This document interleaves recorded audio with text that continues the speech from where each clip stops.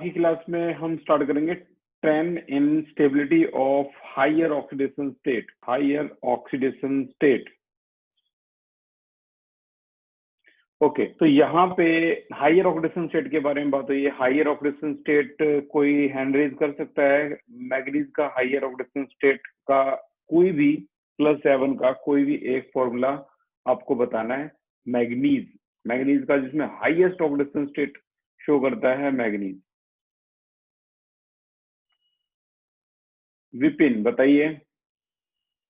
Yes Vipin.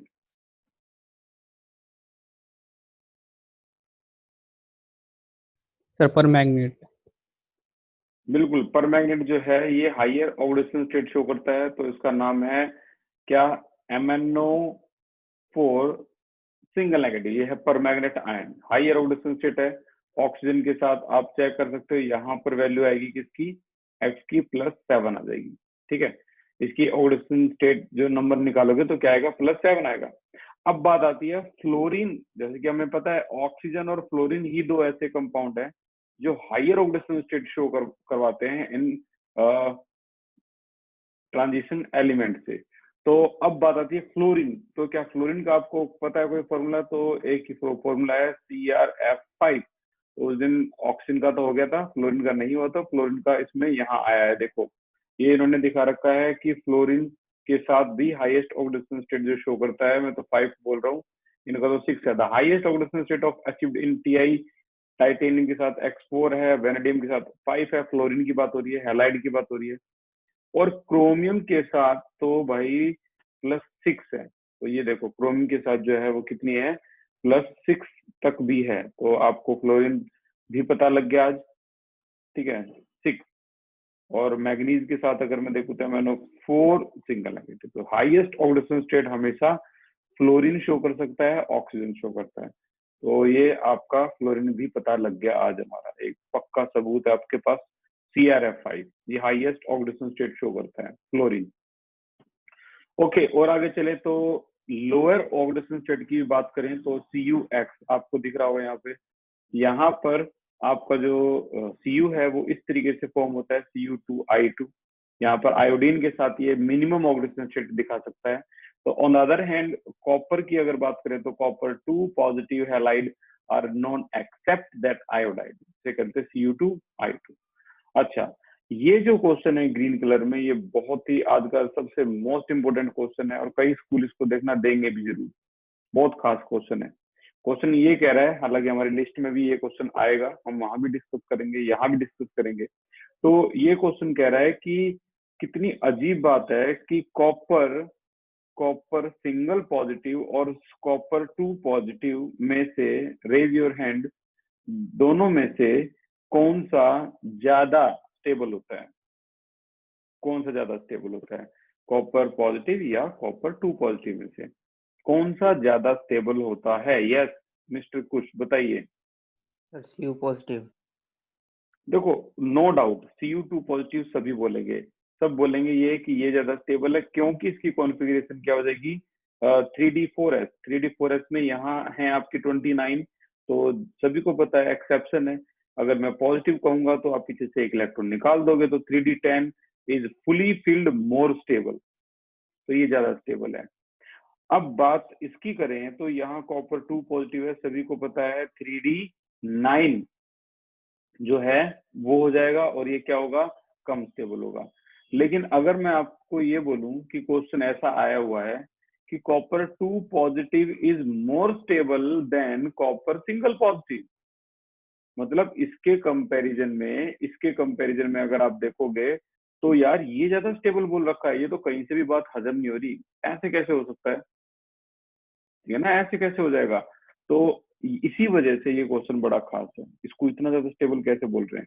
तो पूरा question है copper 2 positive is more stable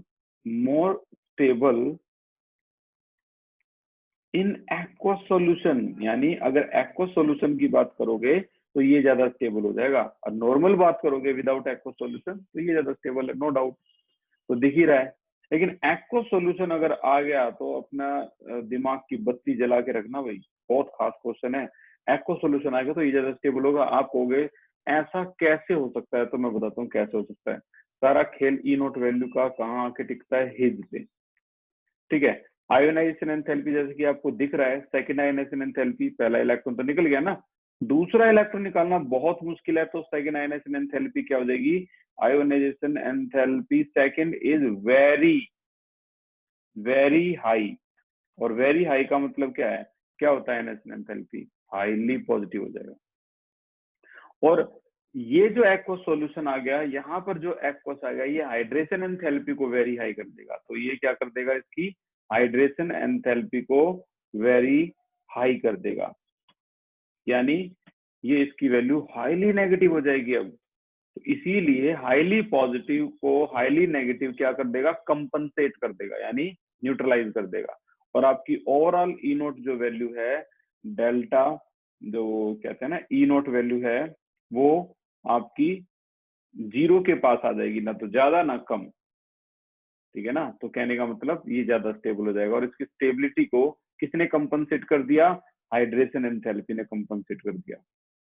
अगर मान लो, कई बच्चे यहाँ भी बेचारे कंफ्यूज हो जाएंगे, अगर मान लो ई नोट वैल्यू हाईली नेगेटिव है, जैसे ये देखो -1.18 वोल्ट जो हमने पढ़ी थी थोड़े दिन पहले, किसकी होती है, एक तो होती है आपकी वेनेडियम की होती है, ठीक है ना, और एक मैग्नीज से पहले जो होता है क्रोमियम, उसकी होती है। दो वैल्यू सेम होती है कुल मिला के, ठीक है।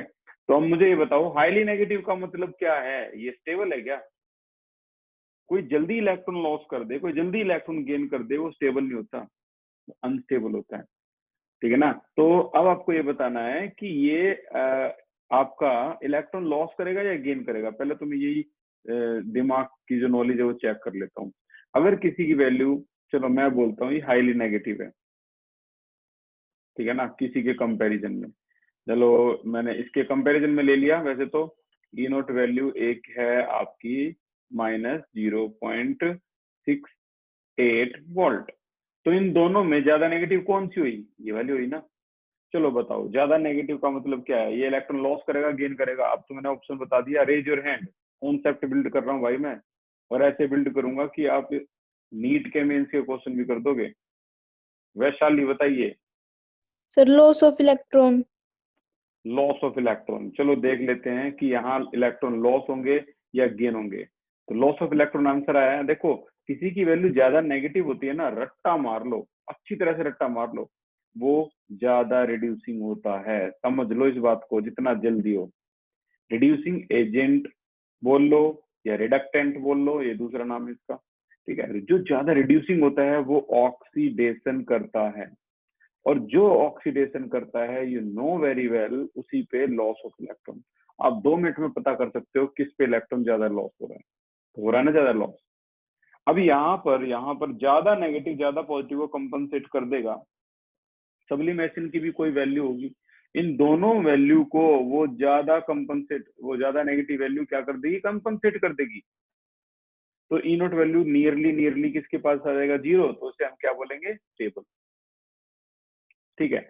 चलो अभी और थोड़ा सा अभी पढ़ोगे आगे तो और क्लियर होगा, मैं जल्दबाजी नहीं करना चाहूंगा बिल्कुल भी।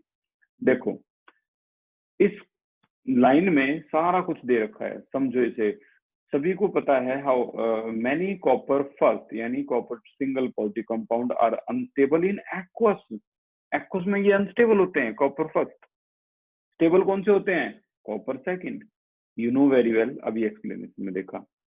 और वो कह रहा है कि ये इतने ज्यादा अनस्टेबल होते हैं कि अंडरगो हो जाते हैं कि इसमें डिस्प्रपोर्शनेशन में जाके ये जबरदस्ती क्या बना लेता है, copper two positive. Now stability of copper two positive rather than copper single positive, कितनी अजीब बात है। और जो अजीब बातें होती है ना, एक्सेप्शन जब आते हैं वही एग्जाम में आते हैं, ठीक है ना। तो ये इससे ज्यादा स्टेबल है। It is due to much more negative hydration enthalpy, जो कि हमने अभी डिस्कस किया, of copper two positive than copper single positive, which more than compensate, ये कंपनसेट करती है यही हाइड्रेशन एंथैल्पी इसको, for the second ionisation enthalpy of copper, ठीक है ना। For the second ionisation enthalpy of copper को वो क्या कर लेती है, कंपनसेट। कंपनसेट बड़ा सिंपल सा वर्ड है क्रिकेट की दुनिया में। अगर मान लो कोई 30 बॉल खेल के 15 रन बना रहा है, ठीक है ना। और अब वो अगली 20 बॉल खेल के 50 बॉल खेल के क्या 60 रन बना देगा, तो आप कहोगे उसने ना पहले जो बॉल खेली थी उसको कंपनसेट कर लिया, रिकवर कर लिया, ठीक है ना, दोनों को। समझ में आ गया, ठीक है। नहीं तो आगे चलते हैं, इसमें ये वाला पोर्शन जो था वो हो गया खत्म आपका, बहुत खास क्वेश्चन था। अच्छा, और अगर मैं इसकी बात करूं किसकी चल रही है, स्टेबिलिटी की अगर मैं बात करूं तो देखो, ability of oxygen to stabilise higher oxidation state than fluorine. जैसे ये कह रहा है कि हमेशा आपने देखा होगा हायर ऑक्सीडेशन स्टेट में हमेशा कौन जीतता है, MnO4 नेगेटिव ऑक्सीजन जीतता है। ऑक्सीजन की ऑक्सीडेशन स्टेट कितनी है, +7। अगर आप Mn का फ्लोराइड देखोगे तो Mn का मैक्सिमम फ्लोराइड कितना मिलेगा आपको, सिर्फ 4 ही मिलेगा, +4। तो वो कह रहा है कि यहाँ ऑक्सीजन क्यों जीता, ऑक्सीजन ज्यादा ऑक्सीडेशन स्टेट बना सकता है, ऑक्सीजन मेटल की ज्यादा ऑक्सीडेशन स्टेट बना सकता है, तो ऐसा क्यों है, कोई बता सकता है, रेज योर हैंड। ऑक्सीजन ज्यादा ऑक्सीडेशन स्टेट बना सकता है भाई, खास क्वेश्चन। एक और रोहित, बहुत बढ़िया, बताइए। मेटल के साथ बॉन्ड बनाता है ऑक्सीजन। कौन सा, वो तो फ्लोरीन भी बना रहा है, बॉन्ड तो यार फ्लोरीन भी बना रहा मतलब है। ज्यादा बॉन्ड बनाता है वो। ज्यादा बॉन्ड बनाने को बोलते हैं मल्टीपल बॉन्ड, यानी डबल बॉन्ड। ऑक्सीजन के साथ पास एक बड़ी काबिलियत है डबल बॉन्ड बनाने की, ठीक है ना, जो फ्लोरीन के पास नहीं है। तो देखो इन्होंने यही एक्सप्लेन किया, the ability of oxygen to stabilise the high oxidation state exceed than fluorine, fluorine से ज्यादा होती है। द हाईएस्ट Mn फ्लोराइड आप देखोगे सिर्फ 4 ही मिलेंगे, और हाईएस्ट ऑक्साइड अगर आप देखोगे तो Mn2O7 भी मिलेंगे। The ability of oxygen to form multiple bond, ये देखो डबल बॉन्ड बनाने को कह रहा है, मल्टीपल बॉन्ड बनाने की काबिलियत किसके साथ, मेटल के साथ, एक्सप्लेन करती है इसकी सुपीरियरिटी, ठीक है ना। तो ये हो गया इसका एक्सप्लेनेशन। और आगे चलते हैं, हमें यहाँ दिखा रखे हैं किस किस तरह से ऑक्साइड है 3D सीरीज। आपके एग्जाम में 3D सीरीज आने वाली है, मैं बोल रहा हूँ आपको। 4D 5D सीरीज जो होती है वो आती है 12th में, डी ब्लॉक के लिए। यहाँ पर एक और खास क्वेश्चन है, ये भी हमारी लिस्ट में आया हुआ है, लेकिन हम यहाँ भी डिस्कस करेंगे, वहां भी डिस्कस करेंगे। वो कह रहा है कि ऑक्सीडाइजिंग पावर के हिसाब से इनको ये अरेंज है, तो बताओ ऐसा क्यों है। ऑक्सीडाइजिंग पावर के हिसाब से का मतलब है, आ गया ना ऑक्सीडाइजिंग, ऑक्सीडाइजिंग का भी वही सेम रूल हमारा, ये होता है रिडक्शन, ये रिडक्शन है। रिडक्शन को क्या बोलते हैं भाई, गेन ऑफ इलेक्ट्रॉन बोलते हैं। तो ये कह रहा है सबसे ज्यादा gain of electron MnO4 negative कर सकता है, बताओ क्यों, सबसे ज्यादा गेन ऑफ इलेक्ट्रॉन यही कर सकता है, आंसर। चलो MnO4 की नेगेटिव की ऑक्सीडेशन स्टेट निकालते हैं। जैसे हमने निकाली, कितनी आई, +7, जो कि इसकी मैक्सिमम है, ठीक है ना। तो बताओ ये +7 आ गई, कभी भी ये एक इलेक्ट्रॉन और लॉस करके +8 कर सकता है, आंसर है नो, ये तो इसकी मैक्सिमम है यार, ठीक है ना। तो ये आंसर है नो, ये +7 है तो ये 8 नहीं हो सकता का मतलब है, +8 नहीं हो सकता का मतलब है ये इलेक्ट्रॉन लॉस नहीं कर सकता, लॉस करेगा तभी तो इंक्रीज होगी ना पॉजिटिव स्टेट। अब लॉस नहीं कर सकता तो क्या कर सकता है ये गेन कर सकता है। अच्छा चलो बताओ मैक्सिमम कितने इलेक्ट्रॉन गेन कर सकता है, 7 पॉजिटिव है, 7 इलेक्ट्रॉन गेन कर सकता है, सबसे सुपीरियर है ये। चलो इसके पास आते हैं, इसकी ऑक्सीडेशन स्टेट निकालोगे तो आपको पता लगेगा, इसकी ऑक्सीडेशन स्टेट आई है +6, जो कि इसकी मैक्सिमम है। अब ये कितने इलेक्ट्रॉन गेन कर सकता है, तो ये मैक्सिमम 6 ही कर सकता है गेन। तो किसकी ऑक्सीडाइजिंग पावर आप ज्यादा बोलोगे, MnO4 की बोलेंगे यार। सिमिलरली इसको अगर आप देखोगे तो इसकी है +3, 4, ओके 5, तो ये मैक्सिमम 5 इलेक्ट्रॉन गेन कर सकता है। तो सबसे ज्यादा इलेक्ट्रॉन कौन गेन कर सकता है, MnO4। तो हमने इस तरह से ये प्रूव कर दिया कि ये हाईएस्ट ऑक्सीडाइजिंग पावर इसी की है, बड़ा simple. This is due to increasing stability of lower species to which they are reduce. इन्होंने ना एक लाइन में, लगभग एक लाइन में कॉम्प्लिकेटेड बात को बोल दिया। हम क्या करेंगे, हमारे पास जो ये आंसर है इसका टुगेदर विद का है, बहुत बढ़िया आंसर है, वहां से कर लेंगे। हाँ समझ में आपको पूरा आ गया, ठीक है ना। वो कह रहा है कुल मिला के, वो कह रहा है भाई जितना लोअर ऑक्सीडेशन स्टेट होगी उतना कम इलेक्ट्रॉन गेन करेगा, यानी उतना कम वो क्या होगा, रिडक्शन शो करेगा, इलेक्ट्रॉन गेन करेगा उतना कम। तो वही तो कह रहा है, ठीक है ना, reduce, to which they are reduce. तो अगर अभी भी नहीं आया तो हमारे पास एक और प्रॉपर आंसर है टुगेदर विद का, वो तो खैर है ही खास आंसर। ये क्वेश्चन हमने कल कर लिया है लास्ट क्लास में। How do you account for the irregular variation of ionisation enthalpy first and second in the transition element, ठीक है ना। तो ये हम कर चुके हैं। आगे चलते हैं, chemical reactivity of and E nought value. E nought value को तुमने पूरा डिटेल में रीड कर लिया, हिज से ई नोट वैल्यू निकाली जाती है, ठीक है। तो अंडरलाइन पढ़ते हैं फिर से, the E nought value for M2 positive slash M, यानी 2 इलेक्ट्रॉन लॉस करवाने, इंडिकेट करता है decreasing tendency to form divalent across the series. अगर आप ध्यान से सीरीज को देखोगे तो देखो ई नोट वैल्यू 2 पॉजिटिव के लिए क्या हो रही है, ये लार्ज नेगेटिव है, ये कम नेगेटिव है, ये लगभग वही है, ये और कम नेगेटिव है, ये कम नेगेटिव है, ये कम नेगेटिव है, तो पॉजिटिव आ गई। तो ये कम नेगेटिव आ रही है, तो इसका क्या मतलब है, इसका मतलब ये जो ज्यादा नेगेटिव है इसका मतलब वो ज्यादा रिड्यूसिंग है। अभी थोड़ी देर पहले बताया था मैंने, वो ज्यादा क्या है, रिड्यूसिंग है। और जो ज्यादा रिड्यूसिंग है वही क्या कर सकता है, ऑक्सीडेशन कर सकता है। ऑक्सीडेशन का मतलब है लॉस ऑफ इलेक्ट्रॉन कर सकता है, ठीक है ना।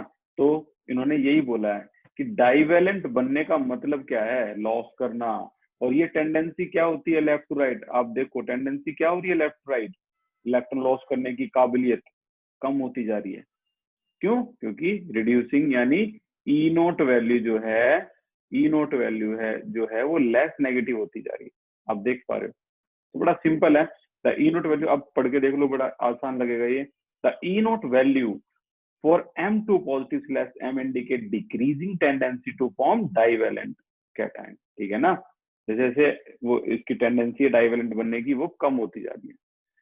This general trend toward less E naught value is related to increase sum of first and second ionization enthalpy।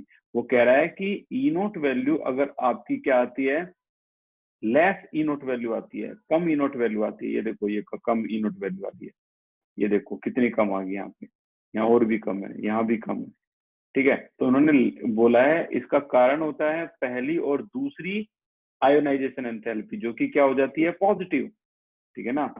ज्यादा पॉजिटिव आयोनाइजेशन एंथैल्पी होगी तो आप खुद ही देख लो, हिज में क्या हो जाएगा, HIS। हिज में अगर आयोनाइजेशन एंथैल्पी ज्यादा पॉजिटिव होती है तो आंसर को कहाँ धकेलती है, वो ज्यादा नेगेटिव की तरफ धकेलती है, नहीं, वो कम नेगेटिव की तरफ धकेलती है, ठीक है ना, क्योंकि पॉजिटिव नेगेटिविटी वो कैंसिल आउट करता रहता है। उन्होंने पहला बताया कि पहली और दूसरी आयनाइजेशन एंथैल्पी के सम की वजह से ऐसा होता है कि वो कम नेगेटिव होती है। ये सारे क्वेश्चन हम कर चुके हैं, ये भी हो गया हमारे नोट्स में, ये भी हो गया हमारे नोट्स में, ये तो कल ही हुआ था, ये भी हो चुका है हमारे नोट्स में। हाईएस्ट ऑक्साइड जो है वो हमेशा ऑक्साइड और फ्लोराइड का ही क्यों होता है।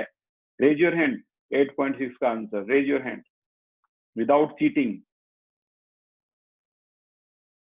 8.6 का कोई आंसर बता सकता है। Why is highest oxidation state of metal exhibit only its oxide and chloride. Jatin बताइए। Multiple bonding. मल्टीपल बॉन्डिंग, भाई ऐसा मत करो यार, इतनी मेहनत से तो यहाँ तक आए हैं। यशिका बताइए। High electronegativity and small size. बस ये दो ही कारण है, high electronegativity and small size, ठीक है, उनकी वजह से ऐसा होता है। अच्छा, which is stronger reducing agent, ये तो हमने शुरुआती क्लास में कर लिया था, ये भी खत्म। और आगे चलते हैं, लास्ट है हमारा ये मैग्नेटिक प्रॉपर्टी। मैग्नेटिक प्रॉपर्टी दो तरह की होती है, एक डाईमैग्नेटिक, एक पैरामैग्नेटिक। डाईमैग्नेटिक जो है उसमें अनपेयर इलेक्ट्रॉन नहीं होते, पैरामैग्नेटिक ज्यादा होते हैं।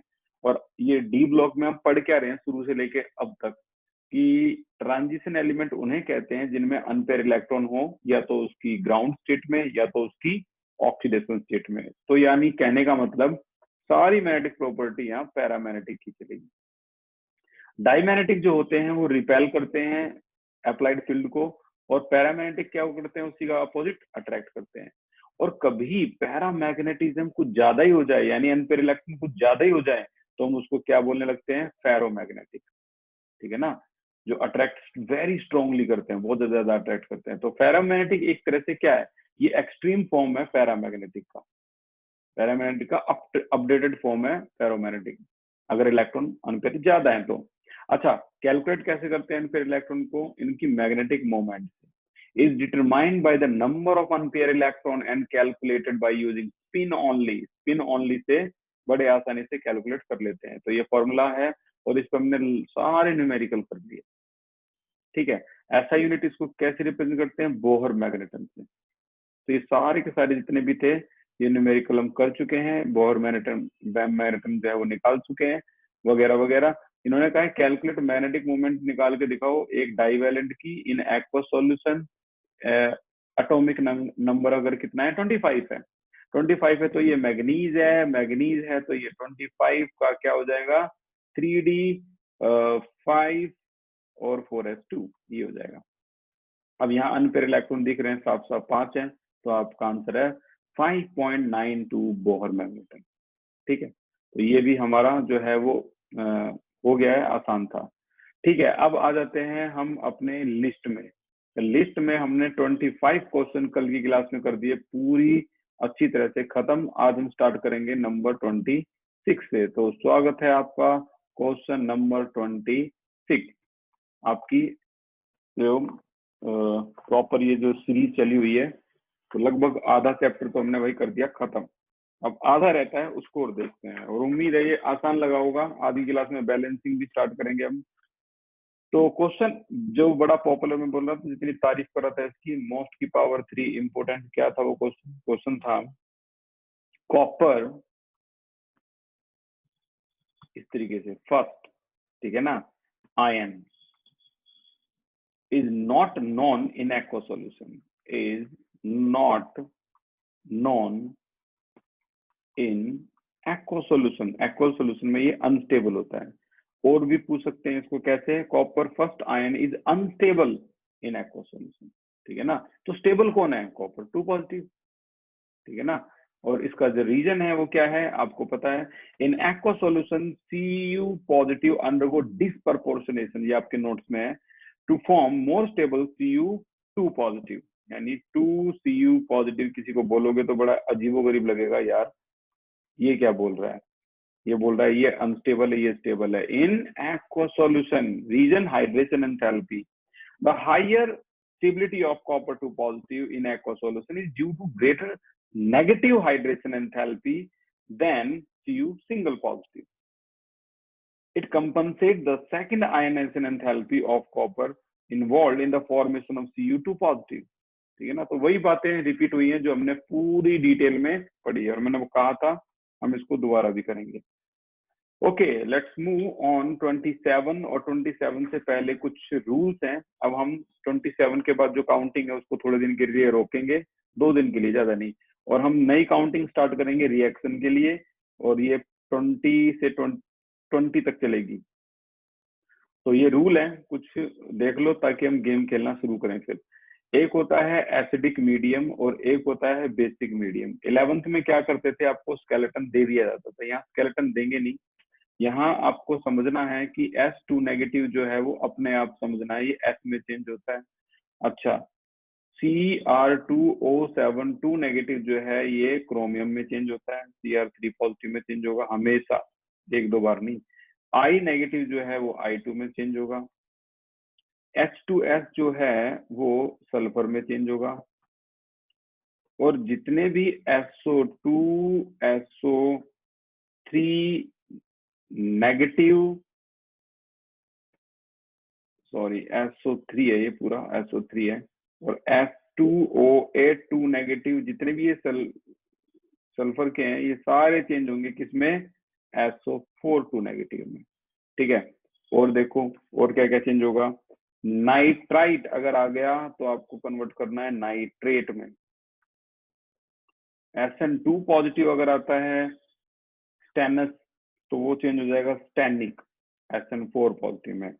और MnO4 नेगेटिव अगर आता है तो ये चेंज हो जाएगा Mn2 पॉजिटिव में। ये प्रैक्टिस के साथ साथ तुम्हें ये लर्न भी नहीं करना होगा, ये बहुत जल्दी याद हो जाएंगे आपको।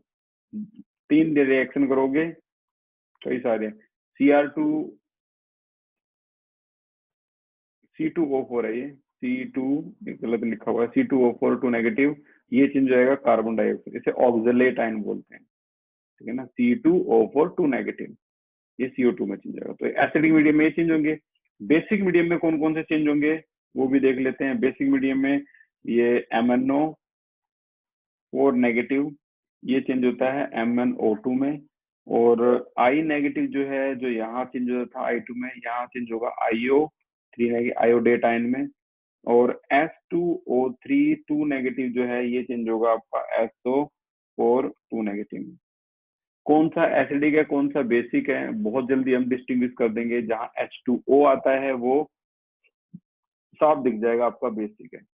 यहाँ सिर्फ 3 ही है, कहने का मतलब 90% या 95% रिएक्शन एसिडिक ही होंगी, ठीक है। स्टार्ट करते हैं पहली रिएक्शन से। पूरा अपना जो दिमाग है उसको यहाँ कॉन्सेंट्रेट करना, ठीक है। जिन्होंने 11th क्लास में बैलेंसिंग रिडॉक्स रिएक्शन की नहीं सीखी वो भी देख लेना, क्योंकि ये बात तो साफ है, इन 20 रिएक्शन में से 3 रिएक्शन आपके एग्जाम में आएंगी। ये देखो पहली रिएक्शन, आपको ये इतना दे देंगे बस, Cr2O7 2 negative plus Fe2 positive plus H positive, बस इतना दे देंगे। अब आपको खुद मैनेज करना है कौन कितना कहाँ कैसे लगाना है, ठीक है। तो देखो चेंज अभी थोड़ी देर पहले देखा था हमने, इसका चेंज क्या होगा, Cr2O7 जिसे डाइक्रोमेट बोल रहे हैं, इसका चेंज होगा Cr3 पॉजिटिव में, Fe2 पॉजिटिव का चेंज क्या होगा Fe3 पॉजिटिव में, ठीक है। अब इसको करना है हमें कैसे भी बैलेंस। तो रूल जिनको पता है बहुत अच्छी बात है, जिनको नहीं पता वो सुन लो। रूल है AOC। ए का मतलब एटम्स को बैलेंस कर दो, ऑक्सीजन और हाइड्रोजन को इग्नोर कर दो। तो इग्नोर कर दिया हमने, एटम यहाँ के हैं 2 क्रोमियम, यहाँ भी लगा दो 2 क्रोमियम, एक आयरन बैलेंस। चलो पहला स्टेप खत्म हो गया। दूसरा स्टेप, ऑक्सीडेशन नंबर असाइन करो और बैलेंस कर दो। ऑक्सीडेशन नंबर यहाँ सभी को पता है, ये आएगा +6, ये आएगा +2, इसको तो हमें देखना ही नहीं है, ये आएगा +3, ये आएगा +3, ठीक है। अब यहाँ से यहाँ देखना है आपको, आयरन से आयरन देखना है आपको। तो नीचे बताओ ऑक्सीडेशन नंबर डिक्रीज बाय, कितना डिक्रीज हो गया, ऑक्सीडेशन नंबर डिक्रीज बाय। अच्छी तरह से बैलेंस करने के लिए मैं इसको नन ऐसे कर देते हैं। Raise your hand, oxidation number decrease by. Bhanu बताइए। 6। रुपेश बताइए। 6। भाई 6 करेक्ट आंसर है। जो बच्चे इसके जाल में फंसते हैं ना, यहाँ 6 देख के या 3 देख के बोल देते हैं ऑक्सीडेशन नंबर डिक्रीज बाय 3, नहीं भाई वो गलत है यार। ये 6 ऑक्सीडेशन नंबर आया है किसका आया है, ये क्रोमियम का है, 1 क्रोमियम का। आपके पास क्रोमियम तो 2 है तो 12 हो गया ना। यहाँ भी आपके पास क्रोमियम तो 2 है तो मल्टीप्लाई करो, 6 हो गया ना। तो 12 से 6 होने को लिखते हैं हम oxidation number decrease bye 6। Similarly अगर हम ऊपर देखें तो यहाँ पर हम क्या लिखेंगे, 2 से 3 होने को ऑक्सीडेशन नंबर इंक्रीज बाय 1, ठीक है। अब ये 1 है, ये 6 है, अब हम क्या करेंगे, इक्वल करना होता है। तो इसको यहाँ 6 से मल्टीप्लाई कर दो, यहाँ 6 आ गया, यहाँ 6 से यहाँ 6 आ गया, ठीक है। अब उसके बाद जैसे ये इक्वल हो गया तो देखो आप देखोगे एकदम से ऑक्सीडेशन नंबर बैलेंस होंगे अपने आप ही। देखो पहले मान लो यहाँ मैंने 6 नहीं लिखा, ठीक है, यहाँ मैंने 6 नहीं लिखा, ठीक है, हटा दिया मैंने।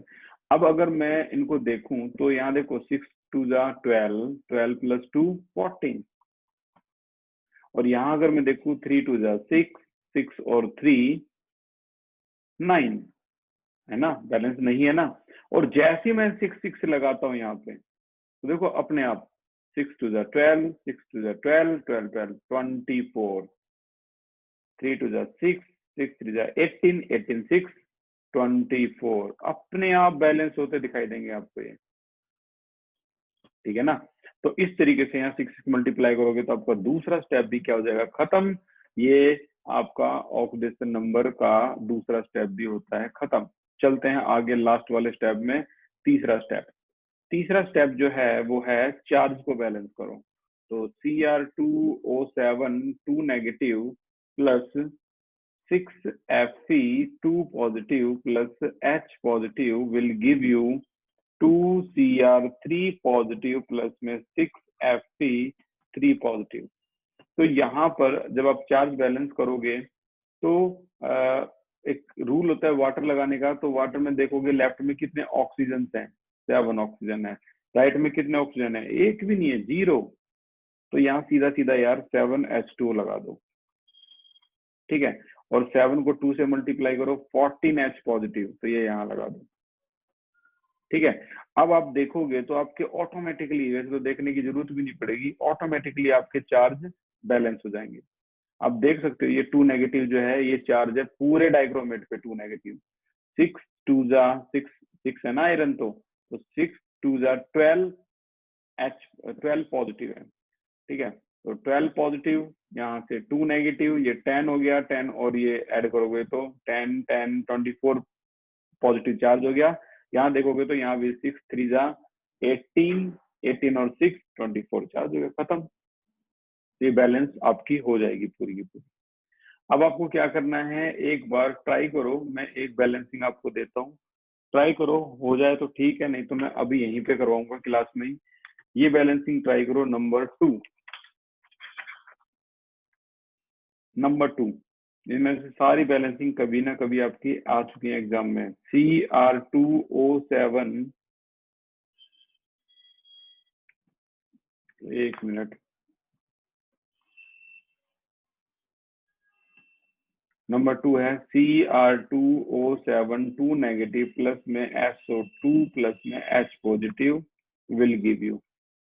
स्टार्ट कर दो, SO2 चेंज होगा SO4 2 नेगेटिव में और H2O, ठीक है। तो मैं बता देता हूँ कौन कहाँ क्या चेंज होगा, ये तो सभी को पता है। Cr3 पॉजिटिव में चेंज होगा, ये हो जाएगा SO4 2 नेगेटिव में चेंज होगा, और ये आपका ये H पॉजिटिव आपको बताता रहेगा, ये एसिडिक मीडियम है, ठीक है। तो स्टार्ट करो, देखते हैं कितने आंसर एक्यूरेट होंगे ऑक्सीडेशन नंबर मेथड से। और जब मैं आपका आंसर आ जाए तो अपना हैंड रेज करना। प्रैक्टिस करो भी, प्रैक्टिस अगर आपको सीखना है तो ये आपको प्रैक्टिस करनी ही पड़ेगी, वैसे बोर होने से कोई फायदा नहीं है। विजय विपिन, आंसर आ गए आपके, बहुत अच्छे, वेरी गुड। यशिका, कुश, यशिका और विजय। विजय बताइए क्या हाइड्रोजन कितना है आपके? 2 हाइड्रोजन एंड 1 H2O। अच्छा, यशिका बताइए आपके हाइड्रोजन और SO2 कितना है? Sir 2 hydrogen and 3 SO2। कुछ आपके कितने हाइड्रोजन और कितने SO2 आए? सर 6 हाइड्रोजन और 2 SO2। नहीं, वही करेक्ट आंसर है आपका 2 हाइड्रोजन और 3 SO2, ठीक है ना, ये करेक्ट है। अब मैं एक बार इसे करवा रहा हूँ, फिर आपको मैं जो होमवर्क दूंगा वो जरूर कर लेना घर पे, वही प्रैक्टिस के लिए।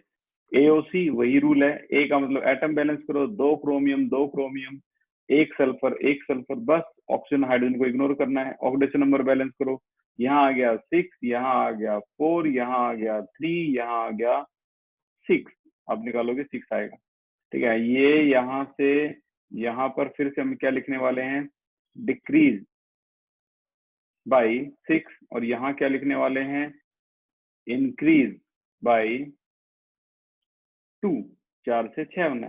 तो इक्वल कैसे करोगे भाई, इसको 3 से मल्टीप्लाई करोगे तभी तो इक्वल होगा ना। तो यहाँ 3 आ गया, यहाँ 3 आ गया, तो ये आपका ऑक्सीडेशन नंबर हो गया बैलेंस। अब उसके बाद चार्ज बैलेंस करना होता है, Cr2O7 2 negative plus 3 SO2 plus में H positive will give you 2 Cr3 positive plus 3 SO4 2 negative, ठीक है। अब यहाँ पे आपको करना क्या है, चार्ज बैलेंस करने के लिए ऑक्सीजन देखने हैं। लेफ्ट में ऑक्सीजन कितने हैं, 7 3 2 जा 6 6 और 7 13। राइट में ऑक्सीजन कितने हैं, 4 3 जा 12, ये 12 है। तो एक ही ऑक्सीजन की कमी हुई भाई, तो यहाँ एक ऑक्सीजन का कम होगा, एक H2O, एक H2O में 2 हाइड्रोजन है, तो ये 2 यहाँ लगा दो, and this is your balance,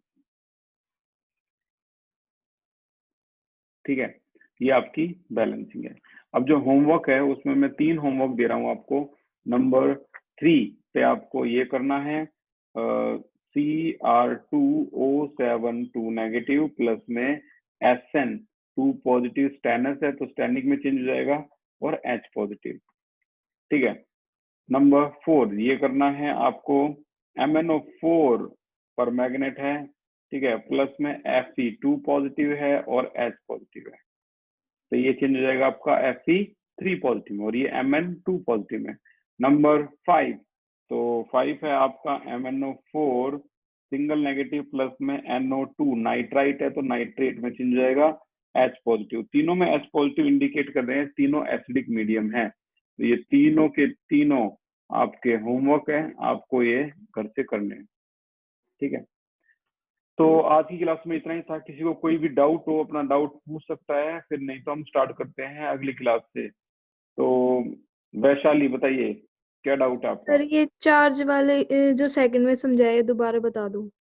charge सबसे आसान है। चार्ज में करना क्या है, आप इस वीडियो को दोबारा ध्यान से जरूर देखना रिपीट करके, क्योंकि ये वीडियो क्या होती है लाइव होती है। इसमें एक बार चीज बैलेंस कर दी ना, जैसे मैंने ऑक्सीजन नंबर या एटम बैलेंस कर दिए तो यहाँ 3 कैसे आया, तो तभी आएगा जब आप लाइव देखोगे। अच्छा, रही बात चार्ज बैलेंस करने की, तो सबसे आसान आपको क्या करना है, ऑक्सीजन काउंट कर लेने हैं लेफ्ट में कितने हैं। ठीक है, यहाँ भी ऑक्सीजन काउंट कर लो टोटल। अब जैसे ही ऑक्सीजन काउंट करोगे तो जितने ऑक्सीजन कम होते हैं, जैसे यहाँ पर 1 ऑक्सीजन कम है तो 1 आप क्या लगा दो H2, और जितने H2 लगे उतने हाइड्रोजन, जैसे 2 हाइड्रोजन है तो 2 हाइड्रोजन यहाँ लगा दो, पूरा चार्ज बैलेंस हो जाएगा अपने आप। ठीक है, तो thank you so much for the class. अगली क्लास में मिलते हैं नए टॉपिक के साथ।